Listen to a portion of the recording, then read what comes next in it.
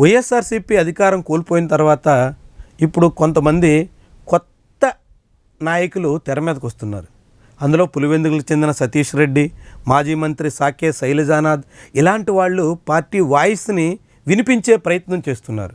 అనేక సందర్భాల్లో మీడియా సమావేశాలు ఏర్పాటు చేసి వైఎస్ఆర్సీపీ ఏం అనుకుంటుందన్న దాని మీద బలంగా తమ గళం వినిపించేందుకు కృషి చేస్తున్నారు.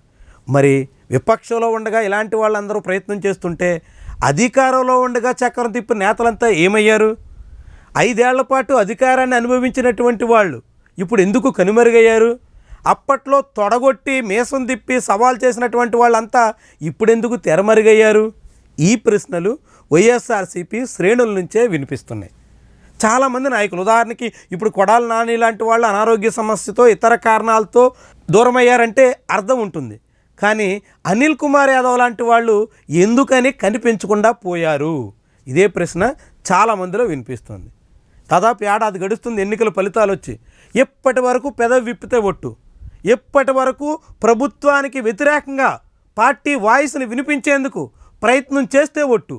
తన సొంత నియోజకవర్గం నెల్లూరులో పీఠం కదులుతున్నా పట్టించుకుంటే ఒట్టు. తను పోటీ చేసిన పల్నాడు జిల్లాలో అనేక రకాలుగా అణచివేత సాగుతున్నా స్పందిస్తే ఒట్టు. చివరికి వైఎస్ఆర్సీపీ శ్రేణుల మీద దాడులు, ప్రతీకార దాడులు, ఊరొదిలి పారిపోయి ఎక్కడో పునరావాసం దాచుకోవలసినటువంటి సందర్భాలు వచ్చినా అనిల్ కుమార్ యాదవ్ అనేటువంటి నాయకుడు అస్సలు మాట్లాడితే ఒట్టు. ఏమైంది మరి? అసెంబ్లీలో ఆయన స్పందించినటువంటి తీరు, మీడియా సమావేశాల్లో ఆయన వ్యక్తం చేసినటువంటి హావభావాలు ఇప్పుడు విపక్షంలోకి వచ్చాక ఏమయ్యాయి? అధికార పార్టీకి భయపడుతున్నారా? రెడ్ బుక్ కారణంగా కేసులు పెడతారని వెనకడుగేస్తున్నారా? లేదంటే ఇతర కారణాలతో పార్టీకి దూరంగా ఉంటున్నారా? ఏమన్నది అసలు కారణాలు అనిల్ కుమార్ యాదవ్ స్పష్టం చేయాల్సి ఉంది.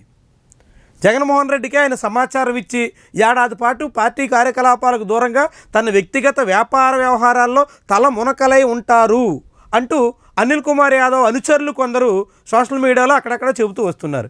కానీ మరి పార్టీ కష్టాల్లో ఉన్నప్పుడు, పార్టీ అన్ని రకాలుగాను అవస్థలు ఎదుర్కొంటున్నప్పుడు, అధికార పార్టీ నుంచి దాడులు ఎదురవుతున్నప్పుడు పార్టీకి అండగా నిలబడాల్సినటువంటి బాధ్యత ఎవరిది? పార్టీ కోసం ఎదురొడ్డి పోరాడాల్సినటువంటి బాధ్యత ఎవరికి ఉంటుంది? అధికారం ఉన్నప్పుడు అనుభవించడానికి ముందు వరుసలో ఉండేటువంటి నాయకులు విపక్షంలో ఉండగా వాయిస్ వినిపించడానికి దూరం అయితే ఏమనాలి దీన్ని? అనిల్ కుమార్ యాదవ్ అంటే జగన్మోహన్ రెడ్డికి నమ్మిన బంటు. ఆయన దేనికోసమైనా సిద్ధపడతారు, జగన్మోహన్ రెడ్డికి ఏ కష్టం వచ్చినా ముందుంటారు అని ఆయన అనుచరులు, ఆయన అభిమానులు చాలామంది భావించారు.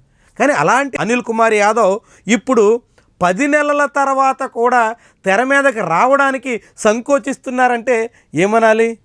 జగన్మోహన్ రెడ్డే ఇప్పటికీ అనేక సందర్భాల్లో మీడియా సమావేశాలు పెట్టి అనేక అంశాల మీద స్పందించడానికి ఆయన సైతం సిద్ధమవుతున్నారు. కానీ అనిల్ కుమార్ యాదవ్ లాంటి వాళ్ళు తెర వెనక ఉండిపోవడానికి కారణం ఏంటి? రాజకీయ నాయకులుగా అధికారంలో ఉన్న విపక్షంలో ఉన్న ఎప్పుడూ ప్రజల గొంతు వినిపించే దానికోసం ప్రయత్నం చేయాలి. ఈ విషయంలో అనిల్ కుమార్ కన్నా ఆయన తర్వాత ఇరిగేషన్ శాఖ బాధ్యతలు స్వీకరించిన అంబటి రాంబాబు కాసింత పార్టీ ప్రయోజనాలు ఆశించి పనిచేస్తున్నారు అని చెప్పొచ్చు. ఎందుకంటే ఆయన గుంటూరు జిల్లా పార్టీ అధ్యక్షత బాధ్యతలు స్వీకరించారు, రోజు మీడియా సమావేశాలు పెట్టి ప్రజల మధ్యకు వస్తున్నారు, పార్టీ వాయిస్ని వినిపించే ప్రయత్నం చేస్తున్నారు. అది ఎంతవరకు వెళ్తుంది, అంబటి రాంబాబు మాటల్ని జనం ఎంతవరకు స్వీకరిస్తున్నారు అన్న విషయాన్ని పక్కన పెడితే ఆయన మాత్రం పార్టీ వాయిస్ వినిపించడంలో ఎక్కడా వెనకడుగు వేయడానికి సిద్ధంగా లేరు. ఇలాంటి వాగాడంబరం పలికినటువంటి అనిల్ కుమార్ యాదవ్ లాంటి వాళ్ళు మాత్రం ముందుకు రావడానికి సిద్ధంగా కనిపించట్లేదు. ఏమనాలి దీన్ని?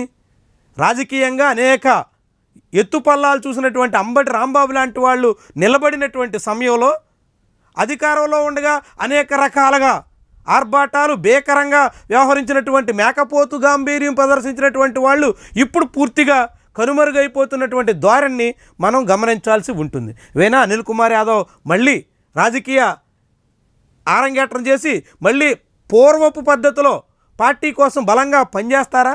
లేకుంటే ఎన్నికల నాటి వరకు ఇదే రీతిలో చాటుమాటుగా సాగుతూ తెరచాటు వ్యవహారాలకే పరిమితం అవుతారా అన్నది ఇప్పుడు నెల్లూరులో ఆసక్తికరమైనటువంటి చర్చకు ఆస్కారం ఇస్తున్న అంశం.